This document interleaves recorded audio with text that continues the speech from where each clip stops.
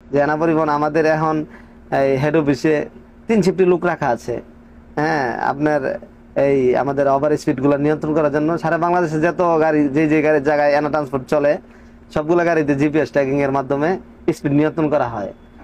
Supervisor সাহেব যদি একটা কোনো গাড়ি ওভার স্পিড গাড়ি চালায়, তাহলে ওই ওই ওই গাড়িতেই আমাদের জিপিএস থেকে সাথে সাথে মেসেজ দিবে।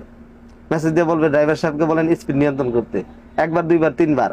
যদি ড্রাইভার সাহেব কথা না শুনে উনি যে জায়গায় গিয়ে গাড়ি ব্রেক করবে, হোটেল অথবা গন্তব্যস্থানে, হ্যাঁ স্টপেজে ব্রেক করার পরে ওনারা অফিস দেখাইবে, সাথে সাথে অফিস ডাকবে। হ্যাঁ, সাথে সাথে অফিস।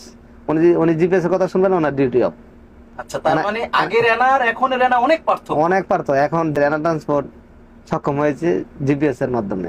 এটা হচ্ছে ইনশাআল্লাহ সেফটি দেওয়া হয়েছে, কারণ হচ্ছে আমাদের স্পিড নিয়ন্ত্রণ করা হচ্ছে। অন্যান্য কোম্পানিগুলো যদি এরকম স্পিড নিয়ন্ত্রণ করে তাহলে আমার মনে হয় যে সবাই সবার গন্তব্যস্থানে চলে যেতে পারবো। আর আমি ড্রাইভার হিসাবে আমি মনে করি যে আমি যতই হুন্ডাই গাড়ি চালাই না কেন, একটা হুন্ডাই গাড়ি অনেক রেডি পিক আপ, 12,300 সিসি গাড়ি, রেডি পিকআপ। হ্যাঁ হ্যাঁ, 12,300 সিসি গাড়ি। এই গাড়িটা যদি আমি মনে করি যে এটা এতভাবে চালামো সম্ভব, কিন্তু এটাও আমার 90-তে লক। তার মানে এটার মধ্যেও আমার স্পিড নিয়ন্ত্রণ করা আছে।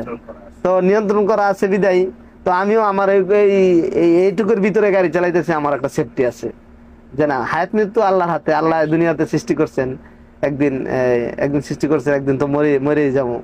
তো এখানে বাঁচা মারা কাজের ক্ষেত্রে দেখা যাইতেছে যে স্পিড নিয়ন্ত্রণ করছে, হ্যাঁ সাবধানতা, আমাদের সাবধানতার সহিত গাড়ি চালাম, এটাই।